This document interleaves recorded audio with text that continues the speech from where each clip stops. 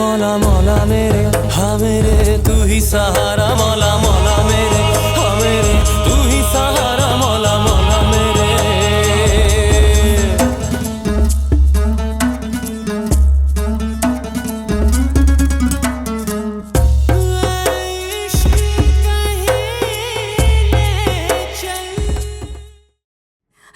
شما بیاین مامان چایی بخوریم. اینجا چه خبره؟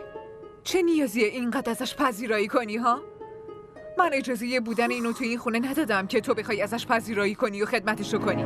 این باید حدشو بدونه. مامان شما چی دارین میگین؟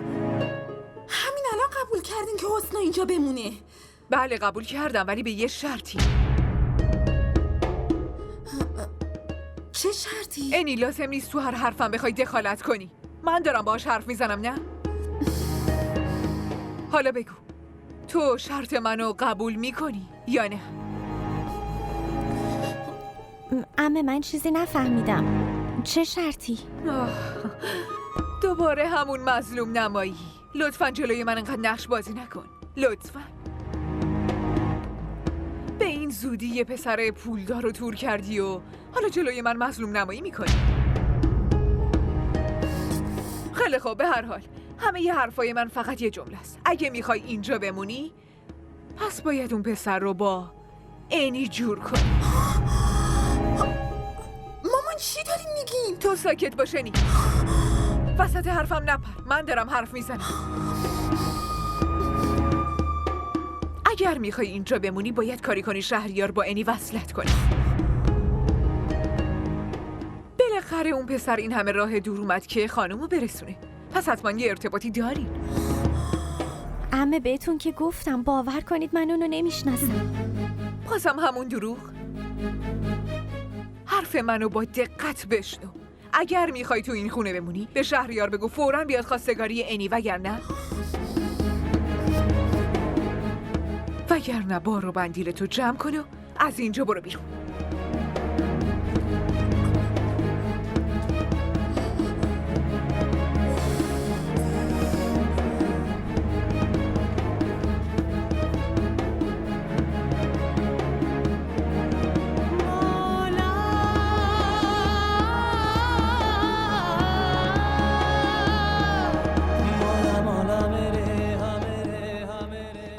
یه پسر پولدار رو تور کردی و جلوی من حالا مظلوم نمایی میکنی.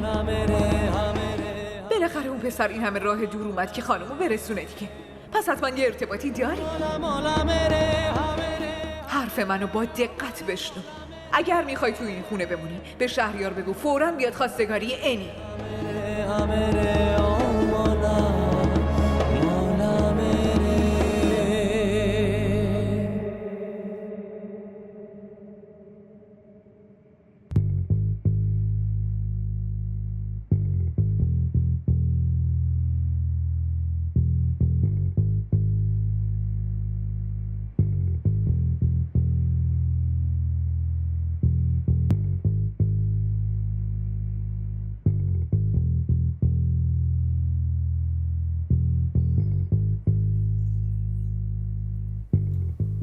شهریار؟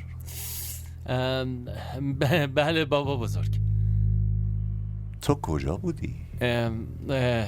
بابا بزرگ من بابا بزرگ من ورزش صبحگاهی رفته بودم. الان یادم اومد. ساعت 11 و ورزش؟ ماشاءالله. خب بابا بزرگ حالا گیر ندین دیگه. فقط یه ذره دیر کردم. یه ذره؟ میتونم دلیل دیر کردن تو بدونم؟ و یادته که امروز دادگاه آزمایشی داشتی؟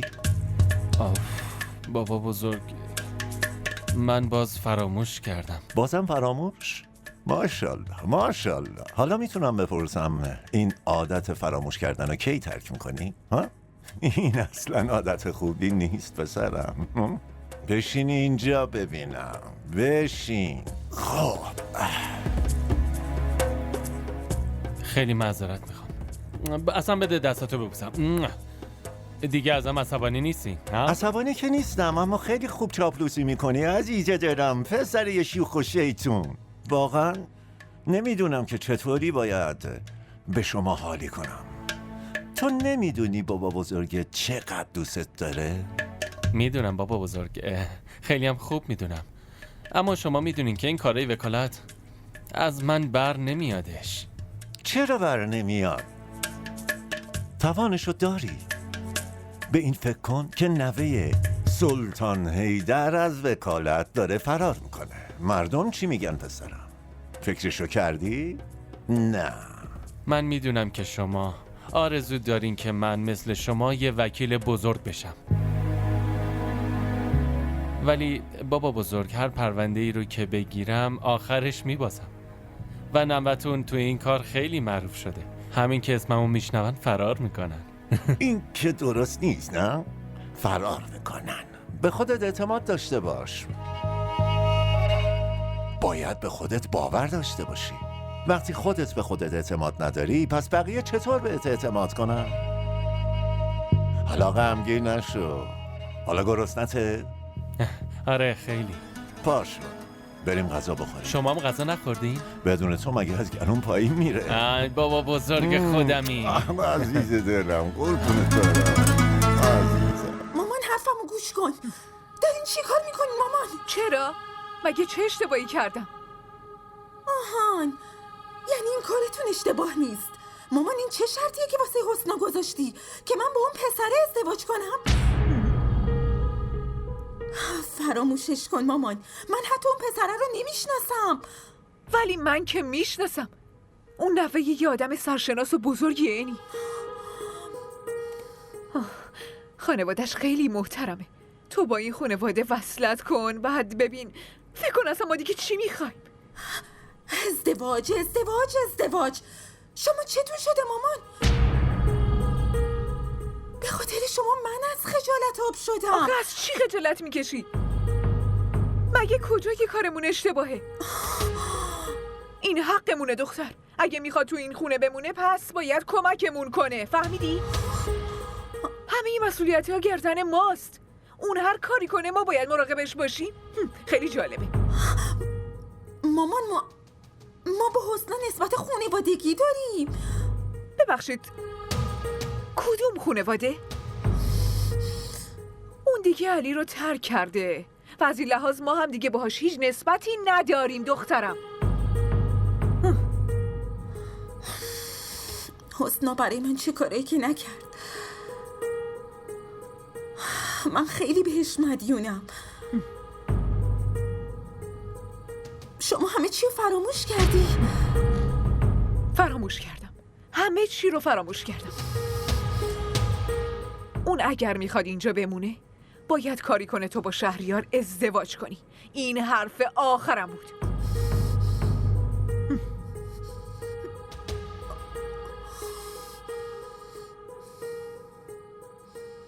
اون نفعی یه آدم سرشناس و بزرگیه. اینی خونوادش خیلی محترمه. تو با اون خونواده وصلت کنی فکر کن ما دیگه چی میخوایم.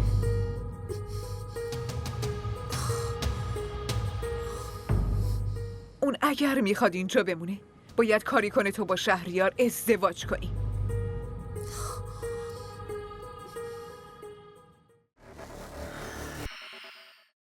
آبروی منو که جلوی همه بردی. منم این کارو نکردم فیده. واقعا؟ پس کی گفت که تو این کارو بکنی؟ قلبم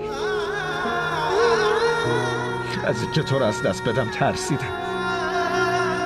عشق من نمیذاره که تو مال کسی بشی. من اینجور عشقی نمیخوام که پدر و مادرمو به خاطر من بی‌آبرو کنه.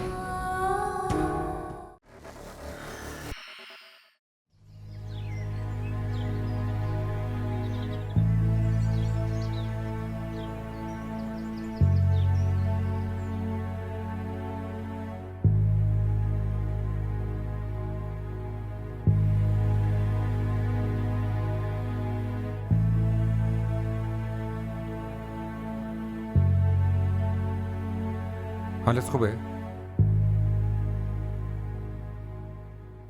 اگه حالت بده تمنا پاشو بریم دکتر. نه نیازی نیست بهش. تو کنار من هستی من دیگه هیچی نمیخوام. تمنا تو چند روزه که حالت خوب نیست. دکتر رفتن که ضرری نداره. گفتم که بهش نیازی نیست. تو فقط کنار من بمون. اینجا بشین و جایی نرو. نمیری که نه؟ باشه نمیریم، ولی به یه شرط که تو بری چند ساعت استراحت کنی. قول میدی که نمیری؟ گفتم که همینجام، تو برو استراحت کن.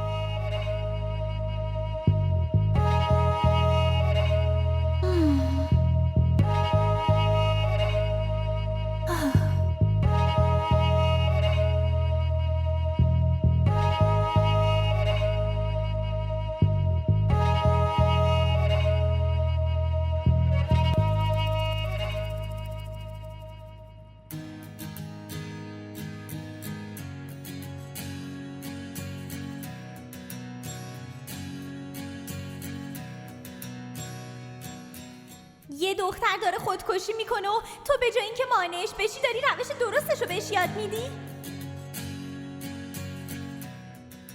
همچین آدم بی‌ادبی تو عمرم ندیده بودم. این لبخندات مشکوک به نظر میرسن. منظورتون رو نفهمیدم. پسرم، اینجوری گوشه نشستن و با خودت لبخند زدن کیه؟ کسی نیست بابا بزرگ، شما هم همش دنبال فرصت میگردینا. باشه، اگه نمیخوای بگی صلاح خودته، ولی اگرم بگی من قول میدم به کسی نگم. آره بابا بزرگ، شما هم با اون قولتون. من نوه خودتونم ها. شیطونه بلا، بگو دیگه. باشه میگم، بیا جلو. هیچ کس نیست. ای شیطونه بلا، بگو دیگه. داری منو بازی میدی. سلام به همگی. بلال تویی؟ چشمم روشن. اینجا چی کار میکنی؟ امتحانم تموم شد، گفتم برم یه سری به خانوادم بزنم. عالیه پسرم، باید بهمون خبر میدادی می اومدیم فرودگاه پدر دنبالت. بزرگ، فکر کردم خوب سورپرایزتون کنم. خیلی دلم براتون تنگ شده بود. منم دلم برات تنگ شده بود. با این سورپرایزاتون شما دوتا جون بابا بزرگو میگیرید. خدا رو شکر که هر دو نوم کنارم.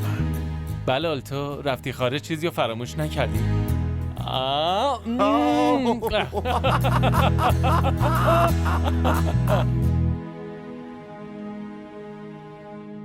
ما را در شبکه‌های اجتماعی دنبال کنید.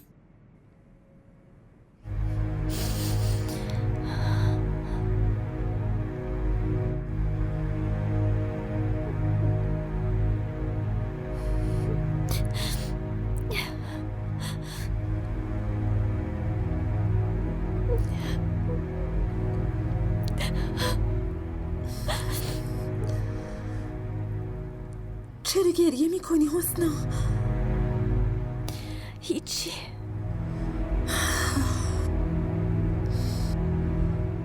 ببین حسنا، من میدونم به خاطر حرفای مامان ناراحتی، ولی تو نگران نباش. من باهاش حرف زدم. تو چرا باهاش حرف زدی؟ خودت میدونی که همینجوریش هم فکر میکنه من تو رو علیهش تحریک کردم. نیاز نیست به این چیزا فکر کنی. به این فکر کن که دیگه با ما میمونی.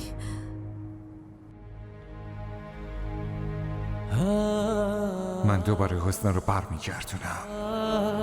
خدا کمکم کنه. هر چی بشه من حسنا رو تنها نمیذارم. نمیتونم که تنهاش بذارم. کجا میری؟ میدونی که خیلی نگرانم و از حسنا هم خبری ندارم. تو هم که لج کردی و نمیری دکتر. باید حسنا رو پیدا کنم. من لج کردم و نشستم. علی تو باید کنار من بمونی. حسنا دیگه رفته، هم از خونت رفته هم از زندگیت. تا کی هی دنبالش میدویی؟ اون خودش این تصمیمو گرفت. تصمیم من یا تو نبود. من میدونم، چون عصبانی بود. نمیدونم کجاست و تو چه حالیه. اون بچه کوچیک نیست. میتونه حواسش به خودش باشه. حسنا مسئولیتش با منه. من نمیتونم اینجوری تنهاش بذارم. و من کیم؟ اگه حسنا مسئولیت توه پس من کیم و بچم؟ تو هیچ مسئولیتی نداری؟ الان حسنا این موضوع رو فهمید و جاشو برای من خالی کرد، ولی تو چرا نمیفهمی؟ تمنا تو از من چی میخوای؟ میخوای که من حسنا رو تنها بذارم؟ من نمیدونم که حسنا کجاست، تو چه وضعیه. اگه بلای سر خودش بیاره چی؟ اون هیچ کاری نمیکنه، خیلی ترسوه. علی فقط من به خاطر تو میتونم جونمو بدم.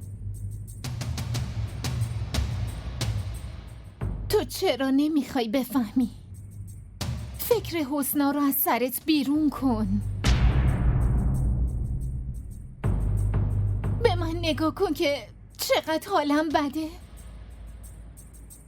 و تو به جای مراقبت از من همش به فکر اون حسنا هستی.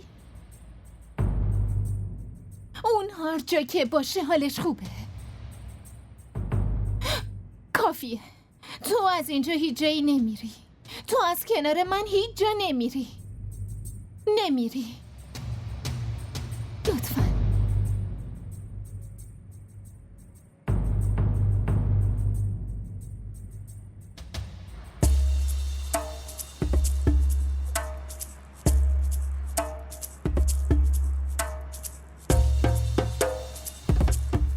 بلال بگو ببینم درسات توی خارج از کشور چجوری گذشته؟ خیلی خوب بود داداش.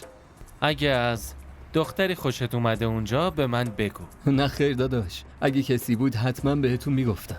ببین این موضوع خجالت نداره، من داداش بزرگتم. اگه از کسی خوشت اومده میتونی به من بگی، با بابا بزرگ صحبت میکنم. نه خیر داداش، واقعا اگه بود بهتون میگفتم. در ضمن اول شما باید ازدواج کنین، نه؟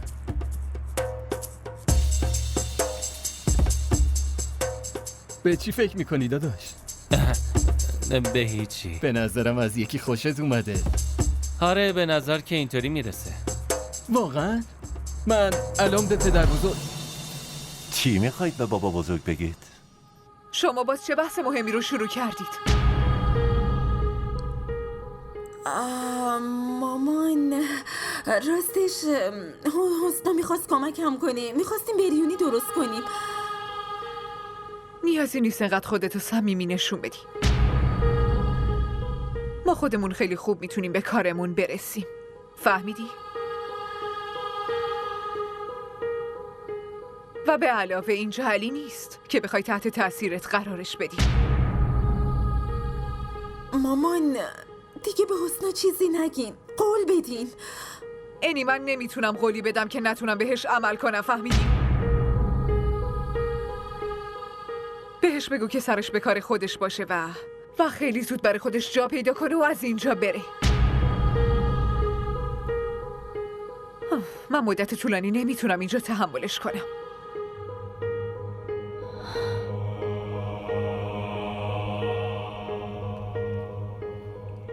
بهت که گفتم.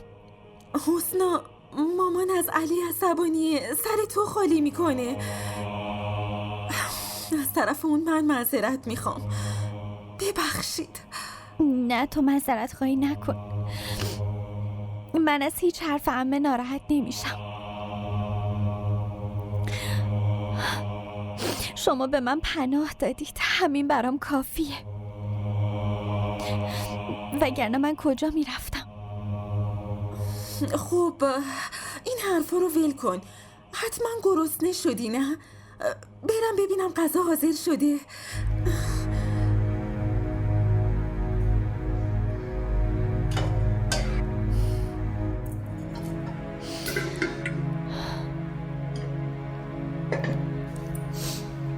منم بهت کمک میکنم.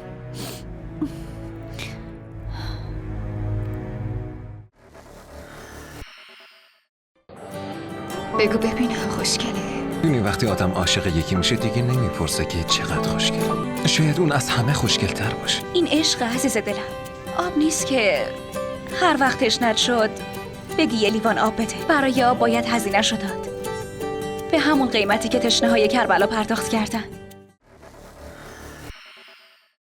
چی میخواید به بابا بزرگ بگید؟ هیچی نمیخواستیم بگیم، فقط داشتم از بلال میپرسیدم که برنامهش چیه، مگه نه بلال؟ آره، برنامه بعدیم همونه که پدر بزرگ میگه. پسرم، خواسته من اینه که تو مواظب شرکت و تجارتمون باشی و ایشون هم از جایگاه هم مراقبت کنه. بابا بزرگ، بازم همون موضوع. به خواست شما من رشته حقوق خوندم ولی نمیتونم تجارت بکنم. شما باور کنین اصلا نمیذارم هیچ شکایتی پیش بیاد. من همین الانم هیچ شکایتی از تو ندارم.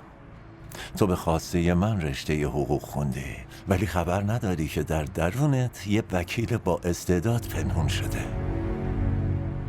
بابا بزرگ، این فقط نظر شماست. خیلی زود همه مردم هم میفهمن. ولی من هر پرونده‌ای رو میبازم. بعد شکست پیروزی هست پسر. من با این سنم تجربه کردم و یاد گرفتم که آدما وقتی میبازن که خودشون شکست رو بپذیرن. فهمیدی؟ فهمیدم. خب بریم چایی بخوریم و بقیه حرفامون رو بزنیم. بریم شیر پسرای من.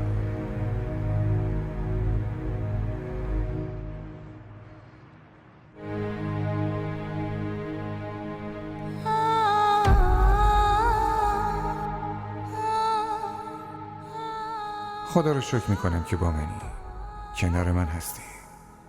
حسنا، تو من از داغون شدن نجات دادی، به من کمک کردی. من به کمکت نیاز دارم، لطفاً کمکم کن.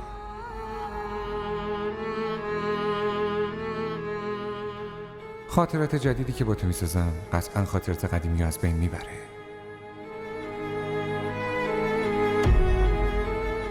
من تا آخر عمرم به عهدم وفا میکنم، تا آخر عمر. بودن تو کنار من یه جور احساس آرامش بهم میده.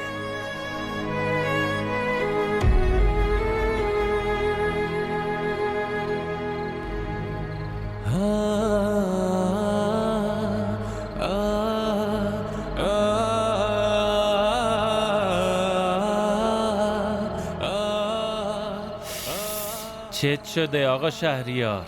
چرا همش به فکر اونی؟ زنگ بزنم؟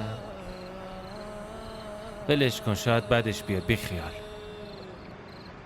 ولی یه امتحان که میتونم بکنم. ما را در شبکه‌های اجتماعی دنبال کنید. جواب بده، جواب بده، جواب بده.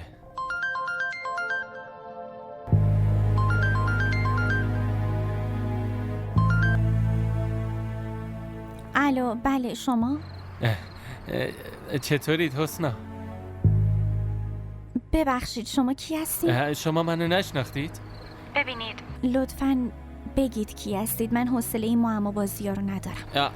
حسنا بازم که عصبانی شدی. من شهریارم دیگه بابا. کدوم شهریار؟ حسنا، همونی که شما رو خونه رسوند. شما برای چی به من زنگ زدین؟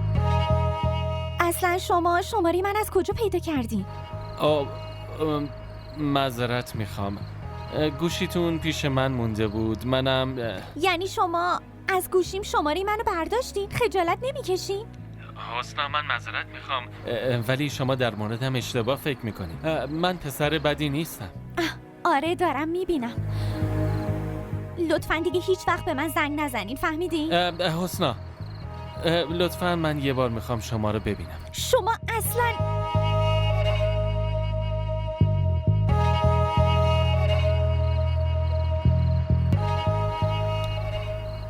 شاید ناراحت بود واسه همین حرف نزد. نمیدونم، ولی فکرش جونمو میگیره. اینجا چه خبره؟ گوشی. آره دارم میبینم. این یه بیچاره چقدر خوش باوره. اون فکر میکنه علی در حقت زیاده روی کرده. و تو داری این دسته گلو به آب میدی. به نظرم علی هر کاری باهات کرده حق داشتی. تو لیاقتت همینه. لطفاً اینجوری نگی. من با شهریار هیچ ارتباطی ندارم. آها، واسه همین این وقت شب بهت زنگ میزنه؟ یه چیزی رو به یاد داشته باش، لازم نیست که واسه شهریار نقشه‌ای بکشی، فهمیدی؟ من فقط به این دلیل اجازه دادم تو این خونه بمونی که کاری کنی شهریار با انی ازدواج کنه، فهمیدی؟ وگرنه من اصلا دوستت ندارم و اصلا خوشم نمیاد. منم همچین توقعی ازتون ندارم. نبایدم داشته باشی. خیلی خوبه. و حالا اگه تماس عاشقانه تموم شد پس در رو قفل کن و برو تو اتاق خواب بخواب. چون تو اگه به فکر خودت باشی یا نه، ولی من خیلی به فکر دختر جوونم هستم.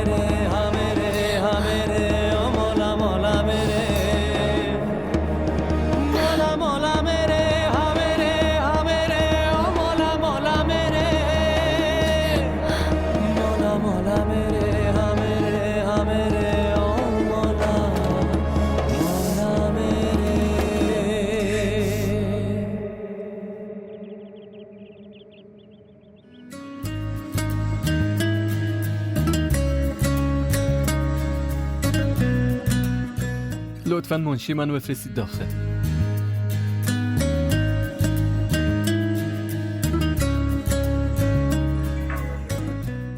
بیا داخل. سلام آقا، به دفترتون خوش اومدین.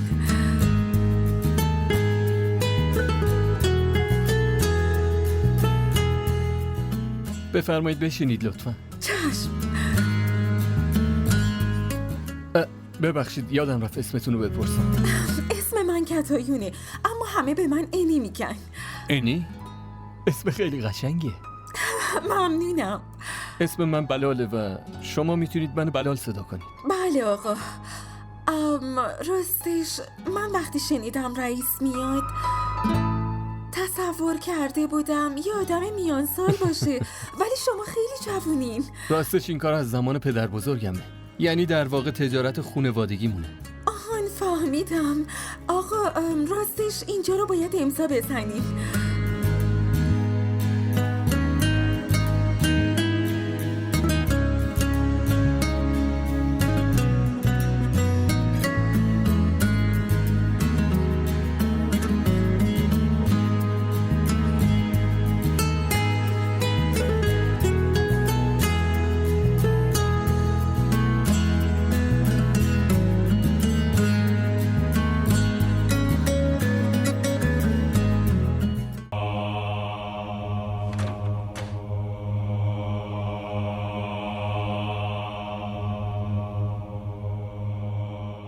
این حسنا بعد رفتنشم بین ما دوتا مثل دیوار قرار گرفته. من باید تو دل علی نسبت به اون نفرت ایجاد کنم، وگرنه اگه علی دوباره حسنا رو اینجا بیاره من چی کار کنم؟